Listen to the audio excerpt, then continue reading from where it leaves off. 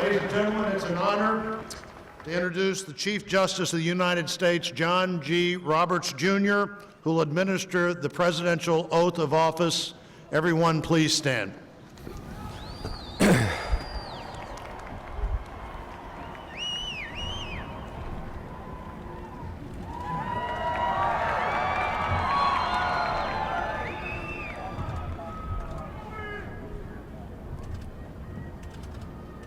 Please raise your right hand and repeat after me.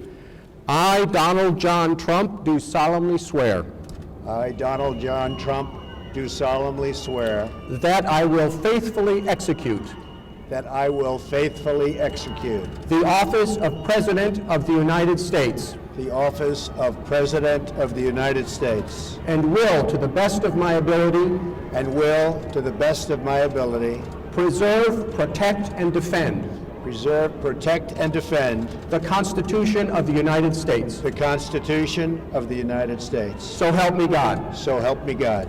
Congratulations, Mr. President.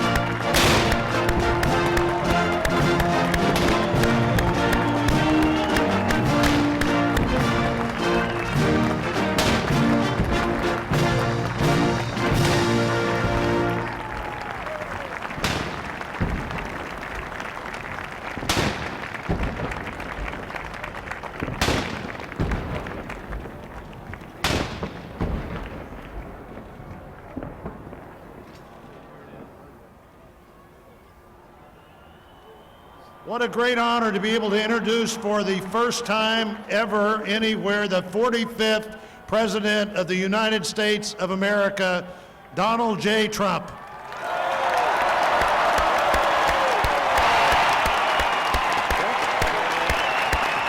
I get that one right?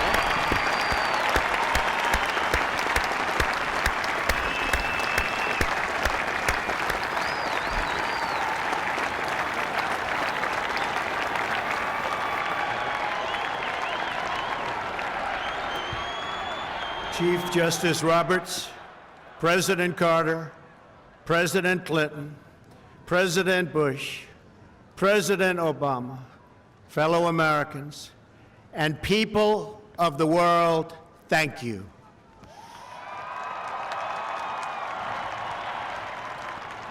We, the citizens of America, are now joined in a great national effort to rebuild our country and restore its promise for all of our people.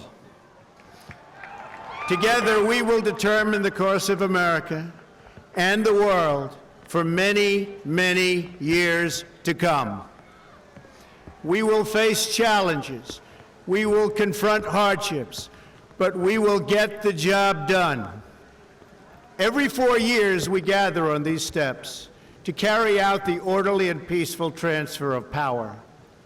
And we are grateful to President Obama and First Lady Michelle Obama for their gracious aid throughout this transition. They have been magnificent. Thank you.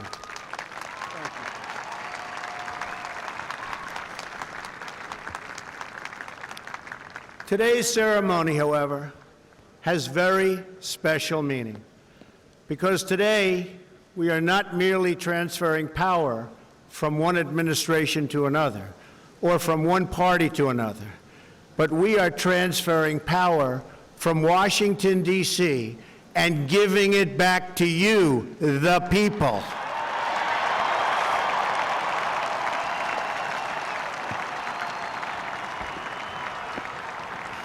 For too long, a small group in our nation's capital has reaped the rewards of government while the people have borne the cost. Washington flourished, but the people did not share in its wealth. Politicians prospered, but the jobs left and the factories closed. The establishment protected itself, but not the citizens of our country. Their victories have not been your victories. Their triumphs have not been your triumphs. And while they celebrated in our nation's capital, there was little to celebrate for struggling families all across our land.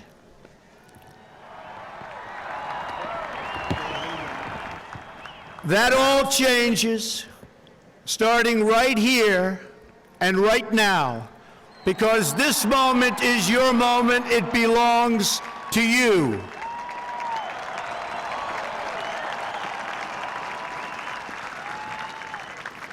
It belongs to everyone gathered here today and everyone watching all across America. This is your day, this is your celebration, and this, the United States of America, is your country.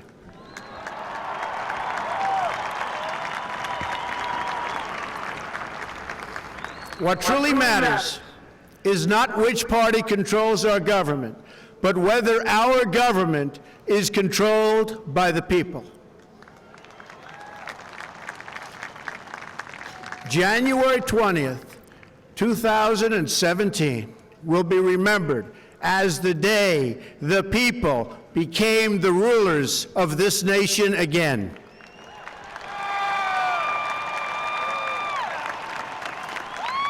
The forgotten men and women of our country will be forgotten no longer.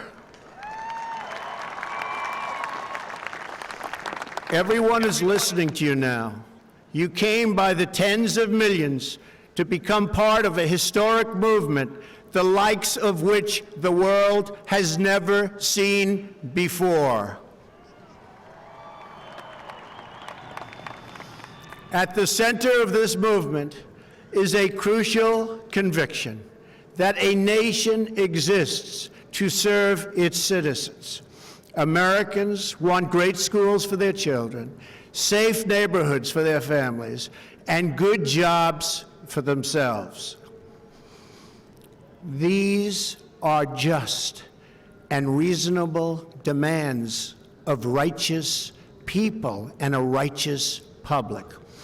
But for too many of our citizens, a different reality exists. Mothers and children trapped in poverty in our inner cities, rusted out factories scattered like tombstones across the landscape of our nation, an education system flush with cash, but which leaves our young and beautiful students deprived of all knowledge. And the crime, and the gangs, and the drugs that have stolen too many lives and robbed our country of so much unrealized potential. This American carnage stops right here and stops right now.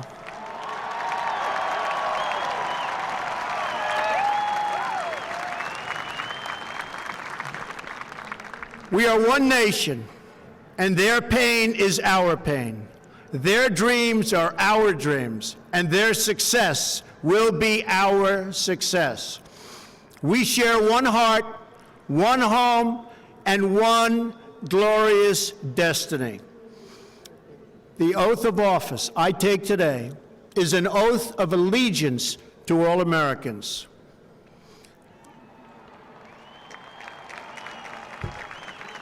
For many decades, we've enriched foreign industry at the expense of American industry, subsidized the armies of other countries while allowing for the very sad depletion of our military. We've defended other nations' borders while refusing to defend our own.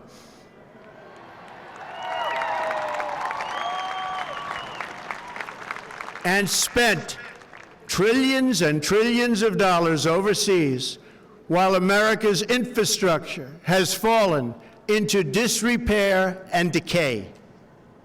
We've made other countries rich, while the wealth, strength, and confidence of our country has dissipated over the horizon.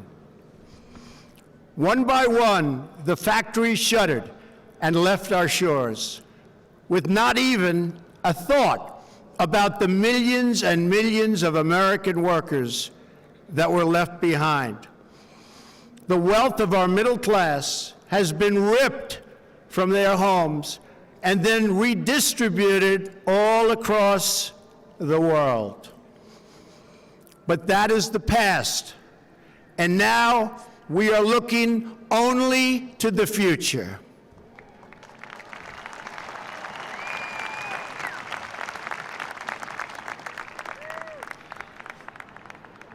We assembled here today are issuing a new decree to be heard in every city, in every foreign capital, and in every hall of power.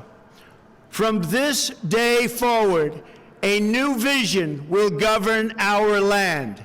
From this day forward, it's going to be only America first. America first.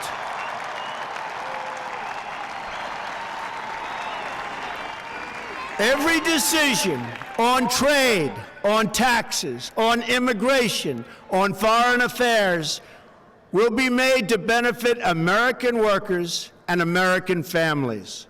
We must protect our borders from the ravages of other countries making our products, stealing our companies, and destroying our jobs.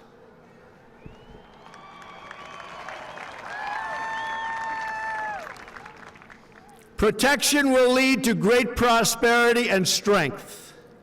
I will fight for you with every breath in my body, and I will never, ever let you down.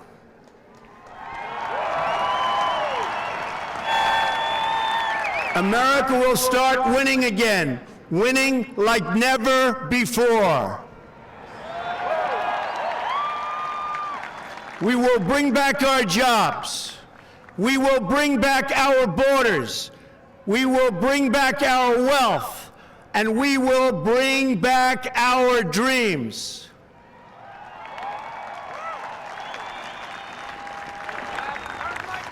We will build new roads and highways and bridges and airports and tunnels and railways all across our wonderful nation. We will get our people off of welfare and back to work, rebuilding our country with American hands and American labor. We will follow two simple rules: buy American and hire American. We will seek friendship and goodwill with the nations of the world, but we do so with the understanding that it is the right of all nations to put their own interests first. We do not seek to impose our way of life on anyone, but rather to let it shine as an example. We will shine for everyone to follow. We will reinforce old alliances and form new ones and unite the civilized world against radical Islamic terrorism, which we will eradicate completely from the face of the earth.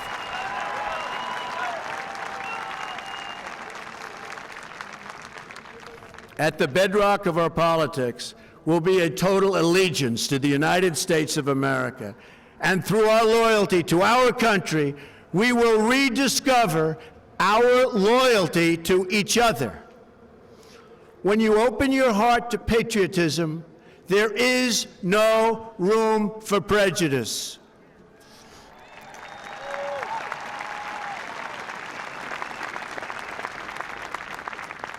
The Bible tells us how good and pleasant it is when God's people live together in unity. We must speak our minds openly, debate our disagreements honestly, but always pursue solidarity. When America is united, America is totally unstoppable.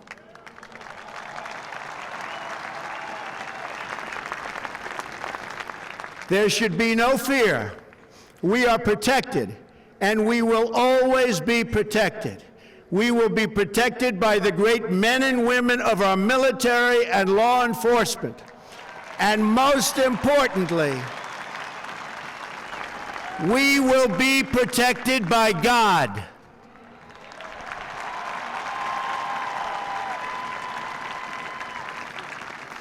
Finally, we must think big and dream even bigger. In America, we understand that a nation is only living as long as it is striving. We will no longer accept politicians who are all talk and no action, constantly complaining but never doing anything about it.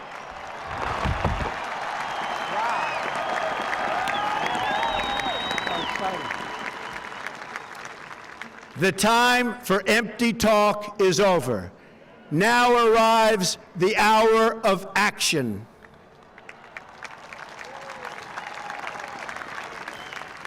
Do not allow anyone to tell you that it cannot be done. No challenge can match the heart and fight and spirit of America. We will not fail. Our country will thrive and prosper again. We stand at the birth of a new millennium, ready to unlock the mysteries of space, to free the earth from the miseries of disease, and to harness the energies, industries, and technologies of tomorrow. A new national pride will stir our souls, lift our sights, and heal our divisions. It's time to remember that old wisdom our soldiers will never forget, that whether we are black or brown or white, we all bleed the same red blood of patriots.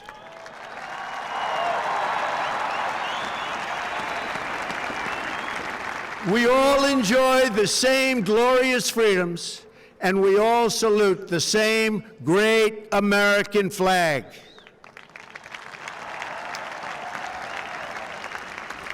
And whether a child is born in the urban sprawl of Detroit or the windswept plains of Nebraska, they look up at the same night sky, they fill their heart with the same dreams, and they are infused with the breath of life by the same almighty Creator.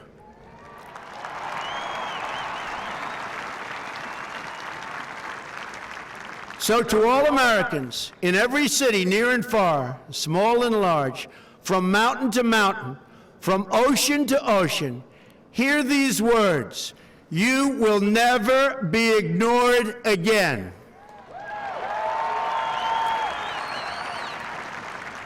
Your voice, your hopes, and your dreams will define our American destiny.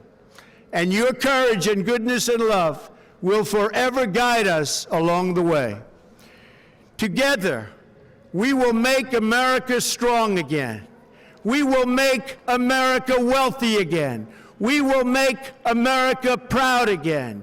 We will make America safe again. And yes, together, we will make America great again.